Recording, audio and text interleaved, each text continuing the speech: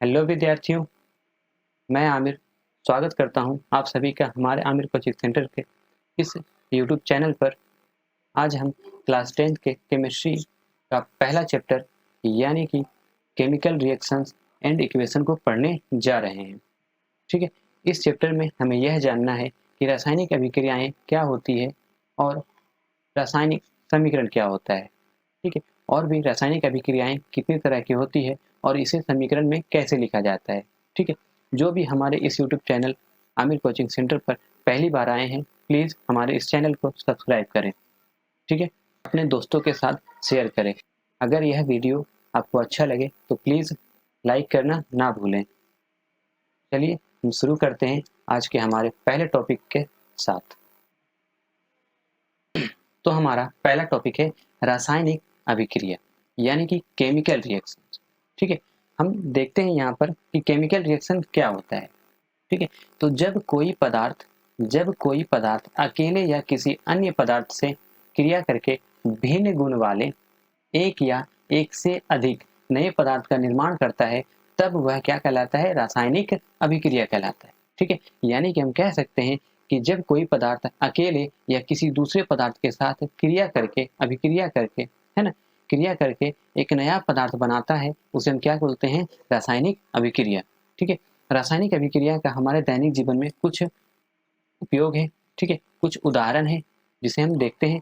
पहला, भोजन का पचना। ठीक है, तो भोजन का पचना यानी खाना का जो पचना जो होता है, ठीक है, भोजन का जो पाचन होता है वो क्या होता है? हमारा रासायनिक अभिक्रिया का एक उदाहरण है। ठीक है, अच्छा, सांस लेना, तो सांस लेना भी क्या है? रासायनिक अभिक्रिया का एक उदाहरण है। ठीक है, लोहे पर जंग लगना। ठीक है, लोहे पर क्या होता है? जंग लग जाता है। वक्त के साथ लोहे पर क्या होता है? जंग लग जाता है। ठीक है, आखिर जंग ये क्यों लगता है ये हम आगे की वीडियो में समझेंगे। ठीक है, या आगे की स्लाइड में हम समझने वाले हैं।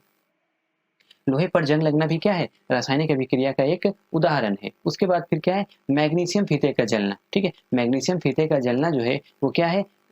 रासायनिक अभिक्रिया का एक उदाहरण है। ठीक है, दही का बनना, है ना, दही का बनना यानी कि दूध से दही का बनना भी क्या है? रासायनिक अभिक्रिया का ही उदाहरण है। ठीक है, तो यहाँ तक आई थिंक आपको समझ में आ गया होगा। ठीक है, रासायनिक अभिक्रिया क्या होती है? तो जब कोई पदार्थ अकेले या किसी दूसरे पदार्थ के साथ क्रिया करके एक या एक से ज्यादा पदार्थों का निर्माण करता है, उसे हम क्या कहते हैं? रासायनिक अभिक्रिया यानी केमिकल रिएक्शन। ठीक है, तो हम पिछली की स्लाइड में समझे थे कि रासायनिक अभिक्रिया क्या होता है। तो क्या होता है, एक बार फिर से हम रिवाइज कर लें।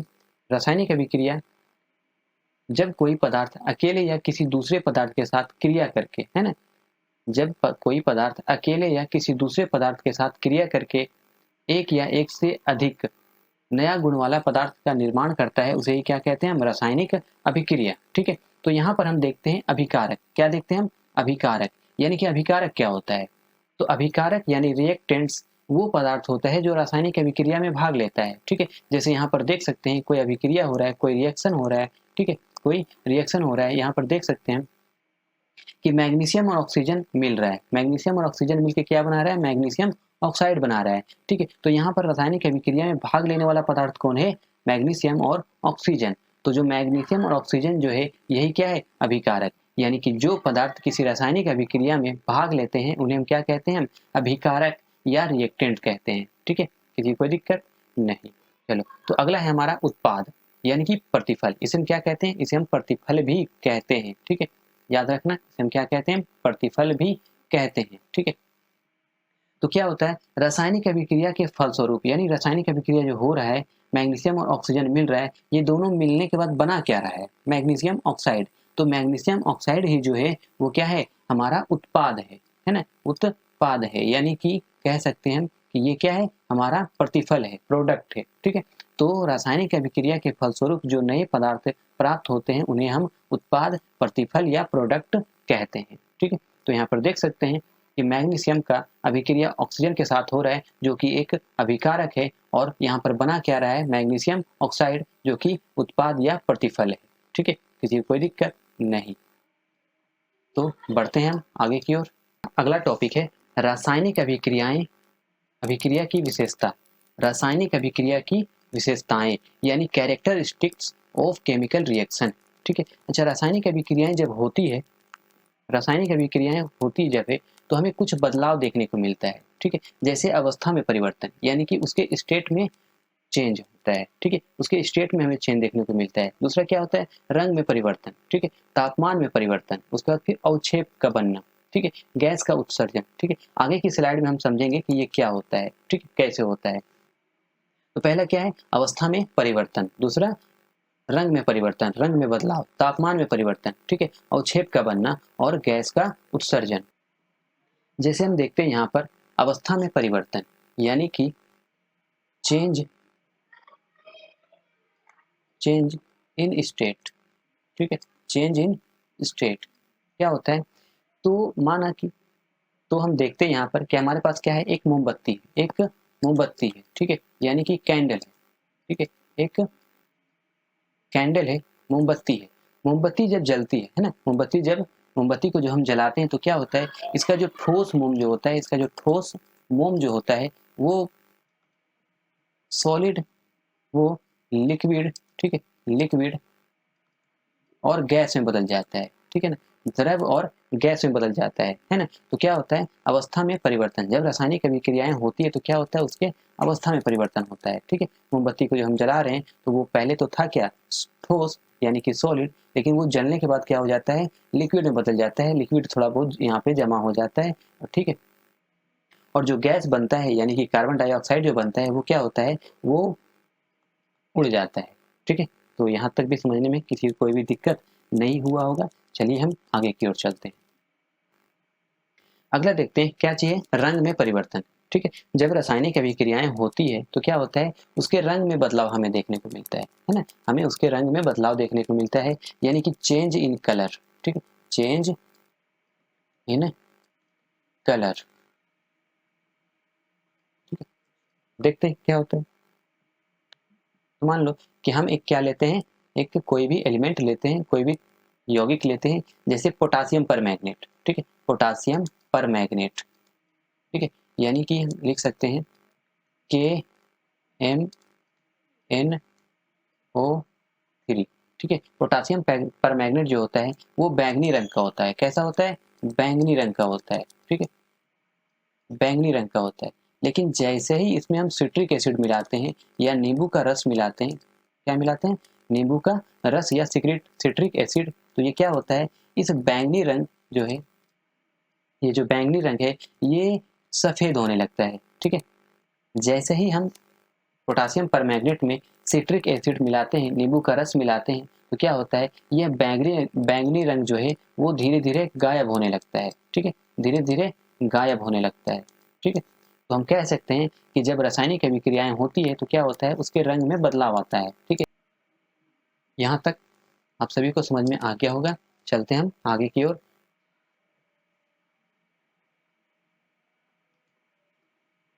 तो कभी कभी जब रासायनिक अभिक्रियाएं होती है तो क्या होता है, उसके तापमान में परिवर्तन होता है, ठीक है, या तो तापमान बढ़ जाए या तो तापमान घट जाए, है ना, यानी कि change in temperature, change in temperature, ठीक है। तो कभी कभी जब रासायनिक अभिक्रियाएं होती है तो क्या होता है, हमें उसके तापमान में परिवर्तन देखने को मिलता है, ठीक है। तो एक उदाहरण लेते हैं हम, जैसे एक उदाहरण लेते हैं, मान लो कि हम कली चूना लिए, क्या लिए, कली चूना, ठीक है। इसमें थोड़ा सा हम पानी डाल देते हैं, ठीक है। इस कली चूना पे हम क्या करें, थोड़ा सा पानी डाल दिए, तो क्या हुआ, ये कली चूना जो है ये थोड़ा गर्मी पैदा किया, ठीक है ना, यानी कि इसका जो टेम्परेचर जो है वो क्या हो चुका था, वो क्या हो चुका, बढ़ चुका है, ठीक है। तो जब हम कली चूना पे पानी डालते हैं तो क्या होता है, उसका टेम्परेचर बढ़ जाता है, ठीक है। तो यहाँ तक आपको समझ में आ गया होगा, ठीक है। तापमान में परिवर्तन, जब रासायनिक अभिक्रियाएं होती है तो कभी कभी क्या, हमें कभी कभी उसके तापमान में परिवर्तन देखने को मिलता है, ठीक है। तो चलिए हम आगे की ओर बढ़ते हैं, यहाँ तक भी आपको बातें समझ में आ गई होंगी, ठीक है। क्या है, अवक्षेप का बनना, ठीक है, अवक्षेप का बनना, यानी नीचे जो है, यानी किसी विलियन में क्या होता है, किसी विलियन में नीचे जो है वो प्रिसिपिटेट जमा हो जाता है, ठीक है। अवक्षेप जो होता है वो पृथक हो जाता है, ठीक है। जैसे एक उदाहरण लेते हैं, हम क्या करते हैं कि, क्या करते हैं हम कि ये सोडियम क्लोराइड जो है, सोडियम क्लोराइड में जब हम सिल्वर नाइट्रेट, है ना, सिल्वर नाइट्रेट को मिलाते हैं, ठीक है, सिल्वर नाइट्रेट को मिलाते हैं तो हमें क्या देखने को मिलता है, सिल्वर क्लोराइड जो है, सिल्वर क्लोराइड अवक्षेप के रूप में नीचे जमा हो जाता है, ठीक है, अवक्षेप के रूप में क्या होता है, नीचे जमा हो जाता है, ठीक है। मान लो कि इसमें क्या है, सोडियम क्लोराइड, ठीक है, सोडियम क्लोराइड और सिल्वर नाइट्रेट को मिलाते हैं, सिल्वर नाइट्रेट को मिलाते हैं तो जो नीचे जो है, नीचे नीचे सिल्वर क्लोराइड जमा हो जाता है, ठीक है, यानी अवक्षेप बनता है, क्या बनता है, अवक्षेप बनता है। तो इसे ही क्या कह सकते हैं हम कि अवक्षेप का बनना, यानी कि रासायनिक अभिक्रियाएं, जब कभी रासायनिक अभिक्रियाएं होती है तो कभी कभी हमें अवक्षेप भी देखने को मिलता है, ठीक है। तो आई थिंक यहाँ तक आप सभी को क्लियर हो चुका होगा। चलिए हम आगे की ओर बढ़ते हैं।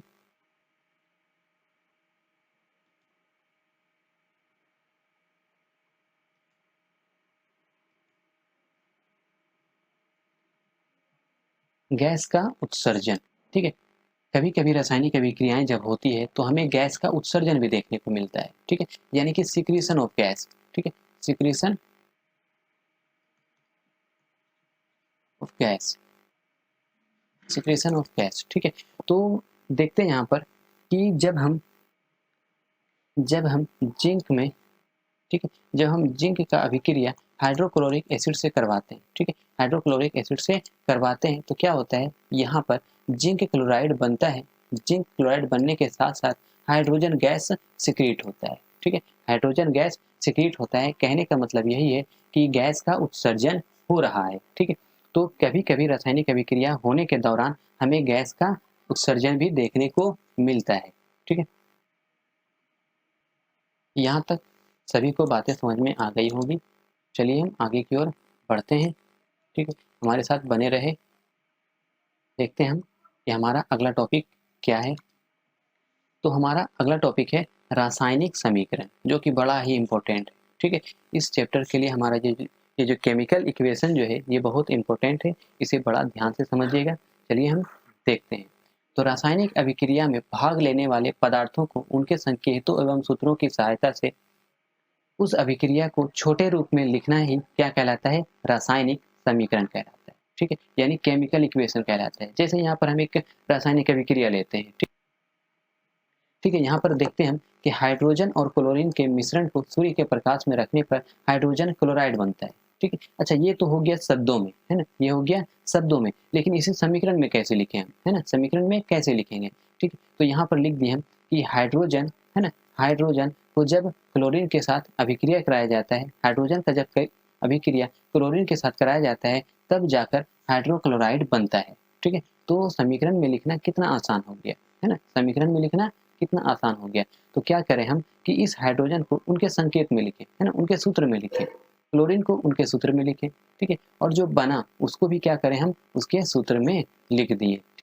कह सकते हैं रासायनिक अभिक्रिया में भाग लेने वाले पदार्थों को उनके संकेतों एवं सूत्रों के रूप में लिखना ही क्या कहलाता है, रासायनिक समीकरण कहलाता है, केमिकल इक्वेशन कहलाता है, ठीक है। चलिए एक और उदाहरण देकर हम इसे समझने का प्रयास करते हैं, ठीक है।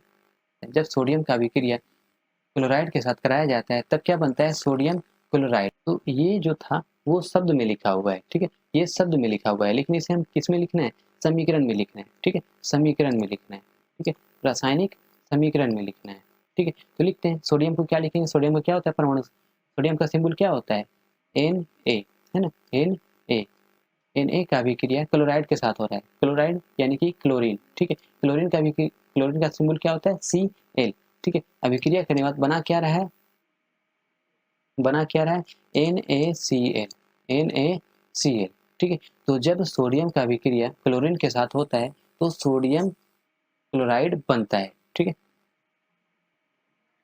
तो हमारा अगला टॉपिक है संतुलित रासायनिक समीकरण, यानी कि बैलेंस केमिकल इक्वेशन। क्या है ये, तो यदि किसी रासायनिक समीकरण के अभिकारकों एवं उत्पादों यानी दोनों तरफ के प्रत्येक परमाणु की संख्या समान हो तो ऐसे समीकरण को हम संतुलित रासायनिक समीकरण कहते हैं, ठीक है। यदि किसी रासायनिक समीकरण के अभिकारकों एवं उत्पादों एवं यानी कि दोनों ओर, है ना, दोनों तरफ प्रत्येक तत्व के परमाणु की संख्या क्या हो, बराबर हो, समान हो, ठीक है, उसे क्या कहते हैं हम, संतुलित रासायनिक समीकरण। ठीक है, ठीक है। यहाँ पर हम देखते हैं कि जो हाइड्रोजन और क्लोरीन जो है वो क्या है, अभिकारक।